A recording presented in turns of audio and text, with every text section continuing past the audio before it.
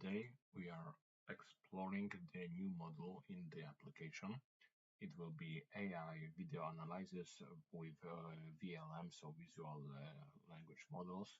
The aim here is to analyze the output of the previous assessment, but in the interpretation of a language model. It will be a qwen3 VL version 2B with 2 billion parameters, because this model is not consuming as much CPU as it's almost fit in my RTX GeForce 4050. So let's see what he will be doing. This is the video that it will be processing, and we will ask to analyze just a couple of frames, because my GPU is not able to analyze every single frame. So we will just go for analyzing, for example, 4 for this test, as we don't want to wait too long. Okay, so let's describe the context. It is one leg balloon test. It will be enough information, I think. Let's go for 4 frames extracted across all the movie, and put the start analysis.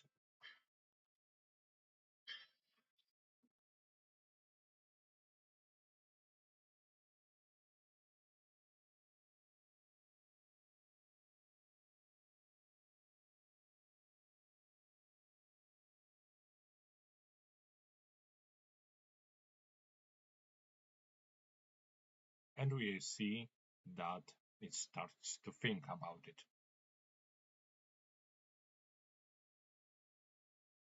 There's some reasoning. I'm leaving it because if something goes wrong, and this is all under the development, I can just correct the mechanics and logics based on what the model thinks.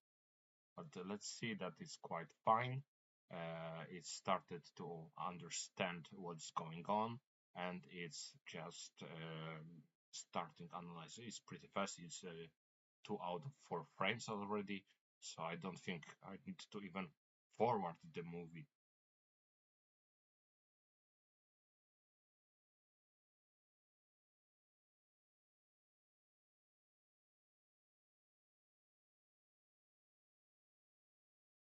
The main issue here is that the model needs to analyze the landmarks of the mediapipe library that is used in this video, as you saw on the clip before, and to check the correctness of the landmarks and overall performance of the person.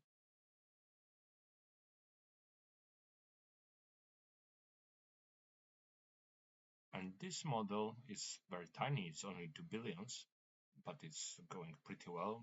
The sentences it creates are good, and out of all models that exist, I found this the more optimal for the ratio of the speed and the reasoning capability. I've been doing this whole day today, and I want to share with you some of the findings.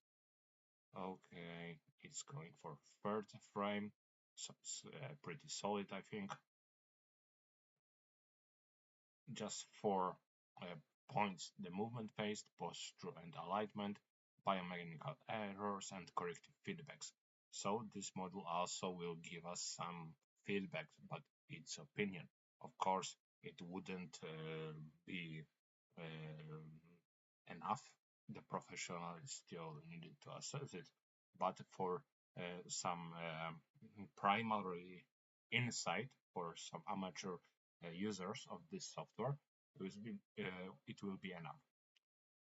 This model is not very demanding, so even if the user have slower GPU than mine, it still can run this. It will just take longer. But you see that with the individual use, you can just always go and make yourself a coffee, and it will be ready in that time, or do some house chores. So it is not necessary to have very powerful GPU to do this. It is always take a time of offline models to work, but rest assured, Olama can just split your GPU and CPU power to ensure the optimal performance of this model.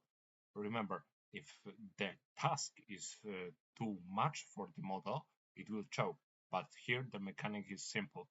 We just analyze one frame and pass the information to the next frame and clear the memory. And then we are loading next frame with only information about the first frame. So the model is not choked with 4 images, just with one at the time. So we can provide consistent information and good flow because model is not choked with too much data to process at the same time, but because the context windows here is small, so we need to make it smarter. Okay, and now analysis is complete, and we have see that there are some assessments here for the frames, the feedback. We can read it all.